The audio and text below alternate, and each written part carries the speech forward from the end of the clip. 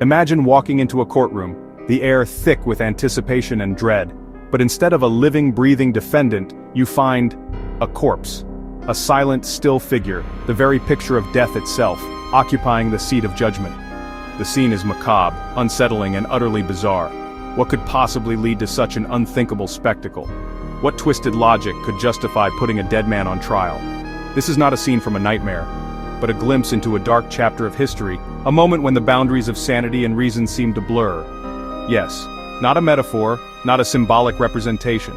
A literal, decaying corpse, dressed in the opulent, heavy royal robes of the papacy.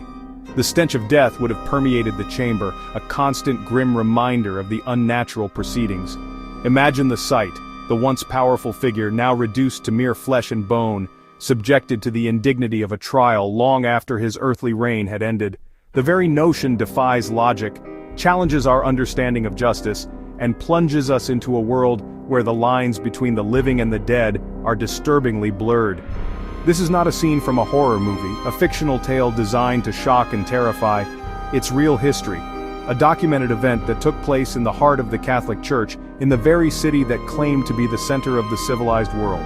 In the year 897 AD, a time of political intrigue, religious fervor, and brutal power struggles, the Catholic Church staged what is arguably the most bizarre, unsettling, and utterly unbelievable trial ever seen. A trial that would forever be known as the Cadaver Synod.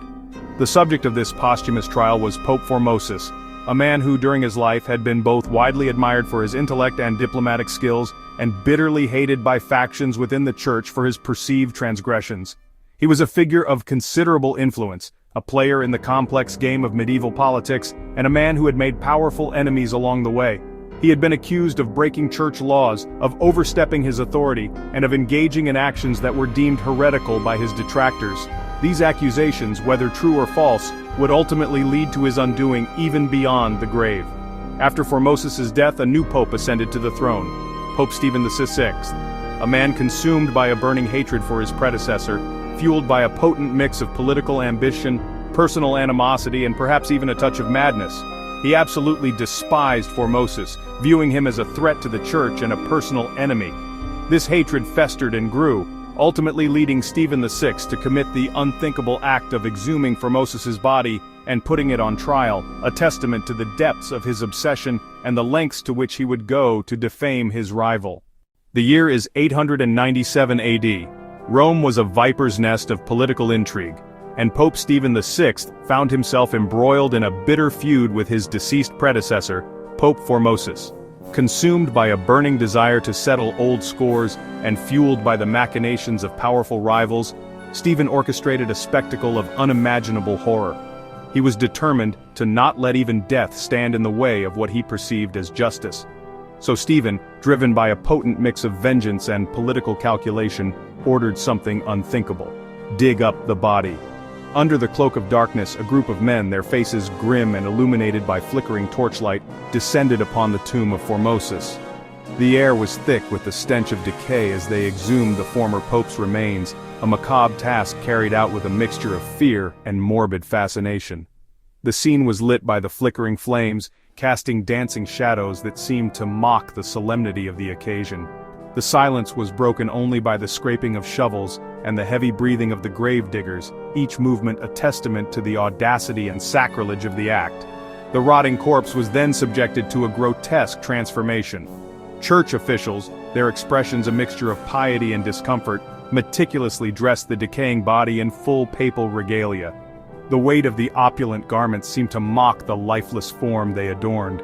The corpse was propped on a throne, transforming the sacred seat of power into a stage for a macabre drama. The throne room, usually a place of solemn pronouncements and divine authority, was now a scene of unsettling spectacle, the air heavy with the stench of death and the weight of unspoken dread.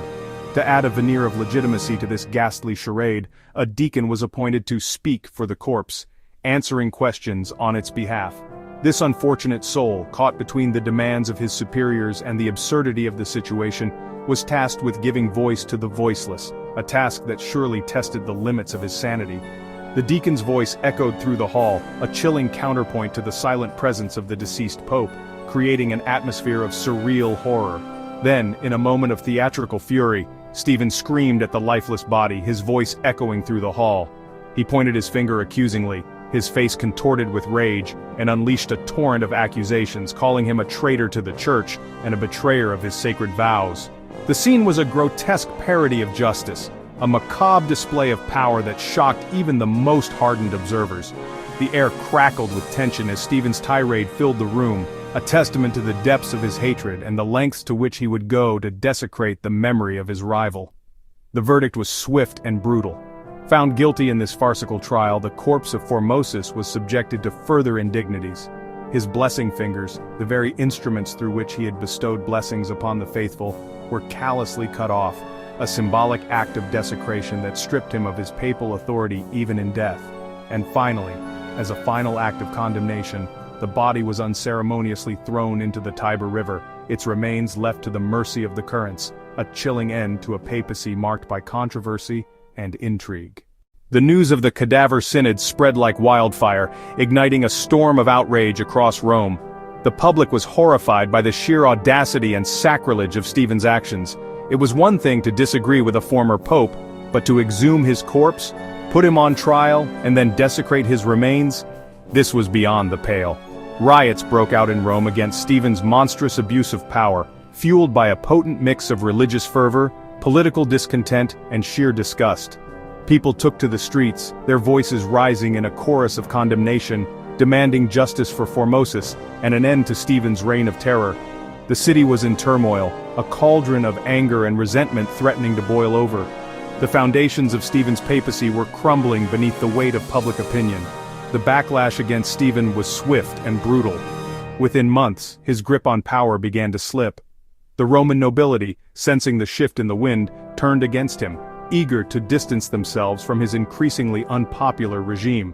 He was overthrown, stripped of his papal authority, and cast into a dark, dank prison cell.